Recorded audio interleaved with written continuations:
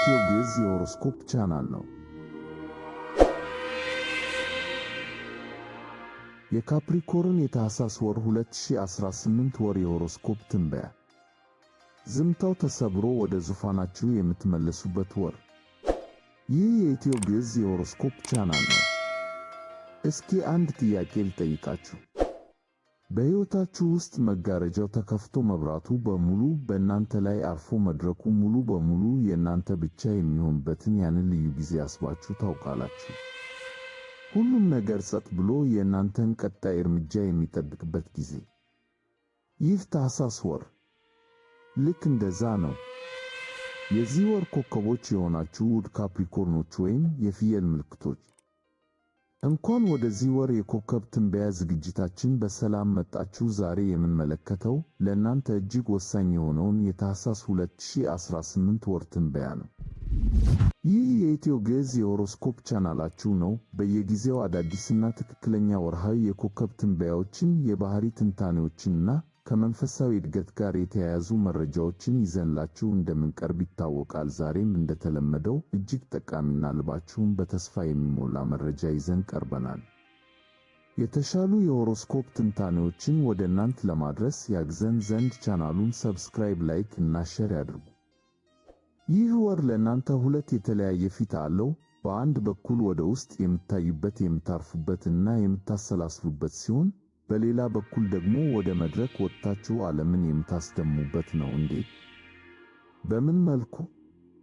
በፍቅር፣ በገንዘብ እና በጤና ምን ይጠብቃችኋል?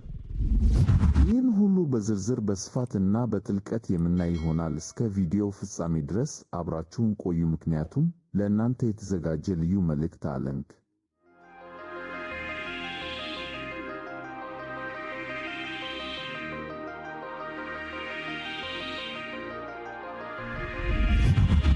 የካፕሪኮርን የታህሳስ 2018 አጠቃላይ ትንበያ፣ ከዝምታ ወደ ድል።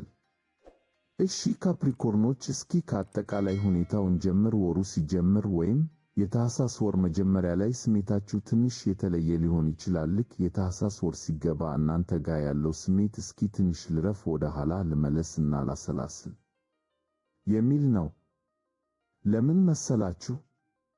ፀሐይ፣ ጉልበተኛው ማርስ እና ውቧ ቬኑስ ሁሉም በ12ኛው የእረፍት እና የመለቀቅ ቤታችሁ ውስጥ እየተሽከረከሩ ነው። ይህ ማለት እስከ ታህሳስ 12 ድረስ ጊዜው ለእናንተ የዝግጅት ጊዜ ነው። ልክ አንድ ትልቅ ድግስ ከማዘጋጀታችሁ በፊት፣ ቤቱን እንደ ማጽዳት ወይም አዲስ ምዕራፍ ከመጀመራችሁ በፊት የድሮውን መጽሐፍ እንደ መዝጋት አስቡት።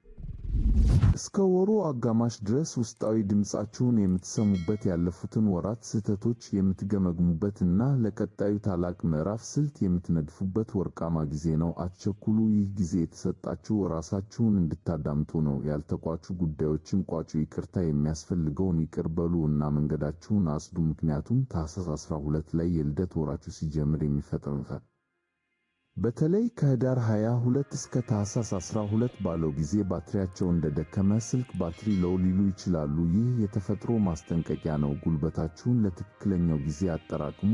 ለሁሉም ሰው እሺ ማለት አቁሙ። አንዳንዴ አይ ማለት ራሱ ትልቅ መልስ ነው። ሰዎች በዚህ ወቅት በእናንተ ላይ ከመጠን በላይ ሊደገፉ ይሞክሩ ይሆናል። ነገር ግን እናንተ ሰማዕት መሆን የለባችሁም። ከግርግሩ ራቅ ብላችሁ እረፍት ውሰዱ። በቂ እንቅልፍ ተኙ። ፈጠራችሁ የሚመጣው ከዚህ እረፍት ውስጥ ነው። ነገር ግን ተጠንቀቁ። ታህሳስ 6 ላይ ነገሮች መቀየር ይጀምራሉ። ያ ጉልበተኛው ማርስ ከ2 ዓመት በኋላ ለመጀመሪያ ጊዜ ወደ እናንተ ምልክት ወደ ካፕሪኮርን ይገባል። ይህ ምን ማለት እንደሆነ ታውቃላችሁ? ድንገት የኃይል ማዕበል ይሰማችኋል። ሞቲቬሽናችሁ ጣራ ይነካል። ከዛም ቀጥሎ ታህሳስ 12 ላይ ፀሐይ ወደ እናንተ ምልክት ትገባለች። ታህሳስ 15 ላይ ደግሞ ቬኑስ ትከተላላችሁ። ይህ ማለት ካፕሪኮርኖች ወደ ኃይላችሁ እየተመለሳችሁ ነው። መጋረጃው እየተገለጠ ነው። እስከ ወሩ አጋማሽ በጓሮ የነበረው ማንነታችሁ አሁን ወደፊት መድረክ ይመጣል። ዓለምን ለማስደመም ተዘጋጁ። አምቢሽናችሁ ወይም ምኞታችሁ ይጠራችኋል። ዩኒቨርሱ ደግሞ ድምፅ ማጉያ ሰጥቶችኋል። ስለዚህ አፈራችሁን ጣል አድርጋችሁ እኔ እዚህ አለሁ ለማለት ተዘጋጁ።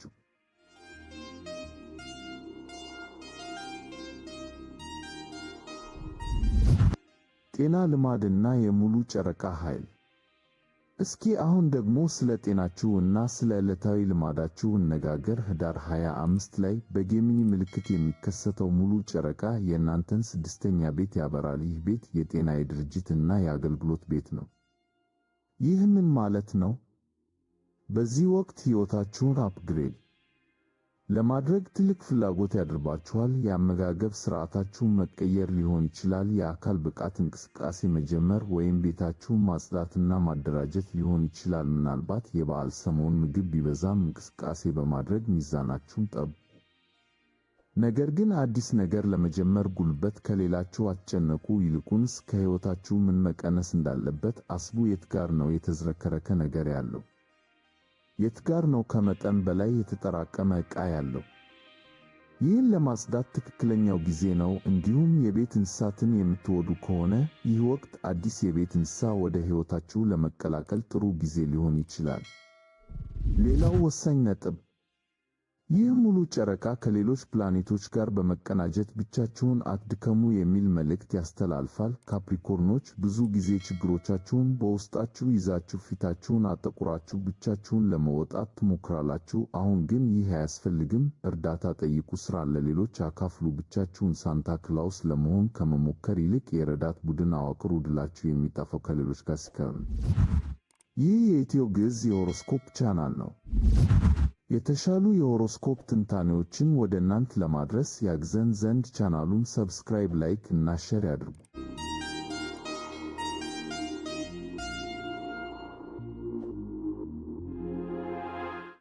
የካፕሪኮርን የታህሳስ 2018 የፍቅርና ግንኙነት ትንበያ። አሁን ደግሞ ወደ ብዙዎቻችሁ ወደምትጓጉለት የፍቅር ጉዳይ እንለፍ። የፍቅር ሕይወታችሁ በዚህ ወር ልክ እንደ ፊልም ስክሪፕት ነው። እስከ ታህሳስ 6 ድረስ ቪኑስ እና ማርስ በ12ኛው የህልም ቤታችሁ ውስጥ ስለሚሆኑ የፍቅር ሕይወታችሁ በጣም ስሜታዊ፣ ግልጽ ያልሆነ እና ምናልባትም ሚስጥራዊ ሊሆን ይችላል። እውነታው ከሚለው ይልቅ ምናባችሁ ይበልጥ ይጣፍጣችኋል። ምናልባትም ከእኩለ ሌሊት በኋላ የሚደረጉ ረጅም የስልክ ወሬዎች፣ ድብቅ የሆኑ ስሜቶች እና ጸጥ ያሉ የፍቅር ጊዜያት ይኖሩ ይሆናል። በዚህ ወቅት በፍቅር ግንኙነት ውስጥ ለሌላው ሰው ስልጣን መስጠት ወይም መመራት ደስ ሊላችሁ ይችላል። ነገር ግን ተጠንቀቁ። ድንበራችሁን ጠብቁ። በፍቅር ስም ራሳችሁን አሳልፋችሁ አትስጡ ወይም የሌላውን ሰው ችግር ተሸክማችሁ ራሳችሁን አታጥፉ። አንዳንዶቻችሁ ደግሞ በዚህ ወቅት ከዚህ በፊት ያልቋጫችሁትን የፍቅር ግንኙነት ለመሰናበት ተወስኑ ይሆናል።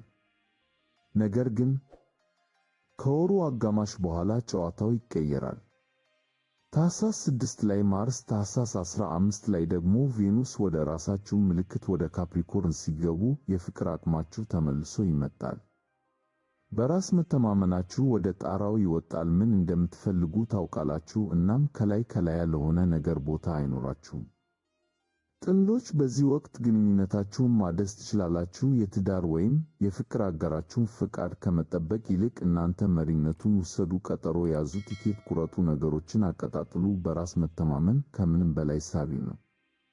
ላላገባችሁ እና ፍቅር ለምትፈልጉ ካፕሪኮርኖች ይህ ወቅት እናንተ የምታብረቀርቁበት ነው። ሰዎች ወደ እናንተ የሚሳቡት በራሳችሁ ስብዕና እና ኮስታራ ውበት ነው። ምናልባትም አዲሱን ዓመት ከአንድ በላይ አድናቂዎች ጋር ልትቀበሉ ትችላላችሁ። ምርጫው የእናንተ ነው። ይህ የኢትዮ ግዕዝ የሆሮስኮፕ ቻናል ነው። የተሻሉ የሆሮስኮፕ ትንታኔዎችን ወደ እናንተ ለማድረስ ያግዘን ዘንድ ቻናሉን ሰብስክራይብ፣ ላይክ እና ሼር ያድርጉ።